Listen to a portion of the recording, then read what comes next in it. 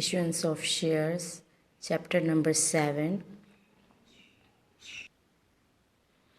Firstly, we know about the shares.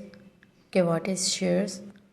The shares, it is a printed document issued by a company and a common seal for capital collected from public, or it is a smaller unit of capital.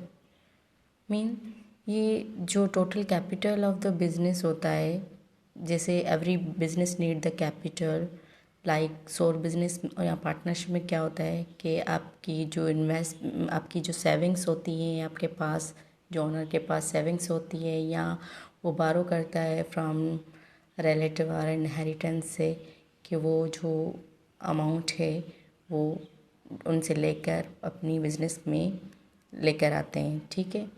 लेकिन इन company क्या होता है, company में क्या होता है, shares issue किए जाते हैं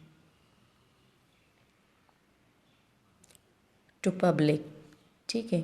उसके लिए मतलब वो उसमें जिसमें एक डॉक्यूमेंट्स होता है, जैसे जस्ट लाइक जैसे आपके चेक होता है, चेक पे प्रिंटेड वैल्यू होते, आप भरते हो प्रिंटेड वैल्यू या चेक वगैरह, इस तरह किसी बैंक का पर्टिकुलर, ऐसे शेयर्स डॉक्यूमेंट्स प्रिंटेड डॉक्यूमेंट्स होता है, पेपर फॉर्म में होता है, उस पर कंपनी की कॉमन सील भी लगी हुई होती है, और उस पर जो प्रिंटेड जैसे मनी पे वैल्यू होता है ना, 100 रुपीज़ 1000, वैसे उस पर भी ईच शेयर की प्राइस जितनी होती है 10 रुपीज़ 100, ऐसे उस पर वो वैल्यू रखा होता है, ठीक है। वो पब्लिक को ऑफ़र किया जाता है, इशू किया जाता है, अगर जो भी लेते हैं उसके लिए उतने वैल्यू की उसको फ़ीस सबमिट करवानी होती है, वो परचेज़ करते हैं, फिर वही वैल्यू कंपनी के लिए कैपिटल हो जाता है, ठीक है। सो इसीलिए इसे कहते हैं it is the smallest unit of capital.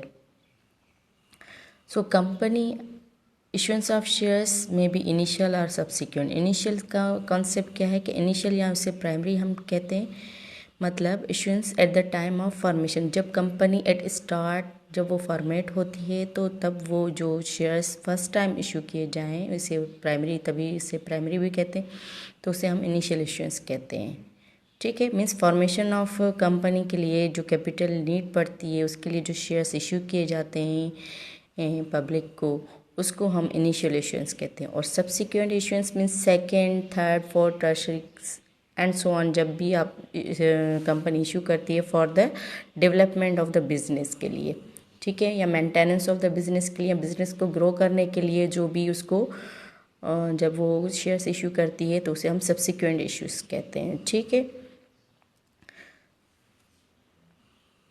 अब आते हैं हम वैल्यू ऑफ शेयर्स की तरफ। Value means price of the shares, means जो प्रिंट, एक होता है पार वैल्यू या face value. Face value means जैसे आपकी कैश या मनी, उसकी जैसे रुपीज़ 10 रुपीज़ होता है, उस पर 10 लिखा होता है, 100 रुपीज़ होता है 1000, उस पर 1000 लिखा होता है, तो उसे हम फेस वैल्यू कहते हैं। इसी तरीके से शेयर्स पे भी जो भी वैल्यू, जैसे सपोज़ ये शेयर है, जैसे सपोज़ उस पर वैल्यू लिखी हुई है 10 रुपीज़, तो ये इसकी क्या है, फेस वैल्यू या उसे पार वैल्यू। अगर इसी पे इशू किया जाए, अगर पब्लिक को ऑफ़र किया जाए शेयर ईच ₹10 का, और ये स्टैम्प जैसे सपोज़ लगा होता है, ये डॉक्यूमेंट से ये इशू कर रहे हैं हम पब्लिक को, तो 10 रुपीज़ इसकी क्या हो जाएगी, इसकी पार वैल्यू या फेस वैल्यू हो जाएगी, ठीक है। और दूसरी वैल्यू होती है डिस्काउंट या प्रीमियम। अगर इसकी प्रिंट वैल्यू सेम ही होती है, लेकिन मार्केट में हम इसको कम रेट पे, जैसे ₹9 पे हम इसको सेल कर रहे हैं, तो वो क्या होती है, उस ऑफ़र कर रहे हैं पब्लिक को, तो वो डिस्काउंट वैल्यू होती है। और अगर ₹11 पे हम कर रहे हैं, मीन्स 1 रुपीज़ मोर चार्ज कर रहे हैं, लेकिन याद रखें कि उस पर प्रिंट वैल्यू सेम ही होगा, लेकिन हम इसको जब सेल कर रहे हैं, ऑफ़र कर रहे हैं पब्लिक को, वो ₹1 मोर पे कर रहे हैं, तो ये इसकी प्रीमियम वैल्यू हो जाएगी, मीन्स ज़्यादा हम चार्ज कर रहे हैं। ये हम अगले लेक्चर में पढ़ेंगे कि डिस्काउंट वैल्यू क्या होता है, प्रीमियम वैल्यू क्या होता है। ये अभी हम आपको just value of the shares बता रहे हैं। जब हम इसकी इन प्रैक्टिस अकाउंटिंग में जर्नल एंट्रीज बनाएंगे तो वो हम आपको बाद में बताएंगे, ठीक है। एक होता है दूसरी इशुएंस ऑफ शेयर्स, जो शेयर्स इशू करते हैं वो इन कंसिडरेशन ऑफ, एक होता है कैश, दूसरा होता है इन कंसिडरेशन ऑफ प्रॉपर्टी भी होता है। इन कंसिडरेशन ऑफ कैश का मकसद क्या होता है कि मतलब हम जो शेयर्स इशू कर रहे हैं पब्लिक को, उसके उसमें हम उनसे क्या लेंगे, कैश लेंगे, ठीक है।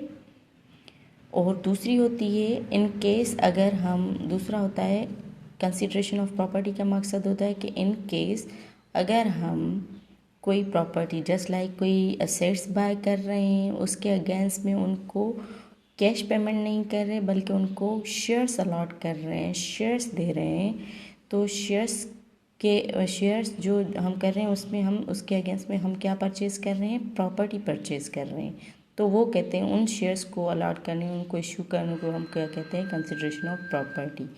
और इन केस अगर मतलब issuance of shares against services का मकसद है कि इन केस अगर हमने किसी की सर्विसेज रेंडर किए, मीन्स लिए कोई ऐसी, तो उसमें उनको रिम्यूनरेशन के लिए हम उनको क्या करते हैं, शेयर्स अलॉट करते हैं, ठीक है। तो उनको कहते हैं issuance of shares against services.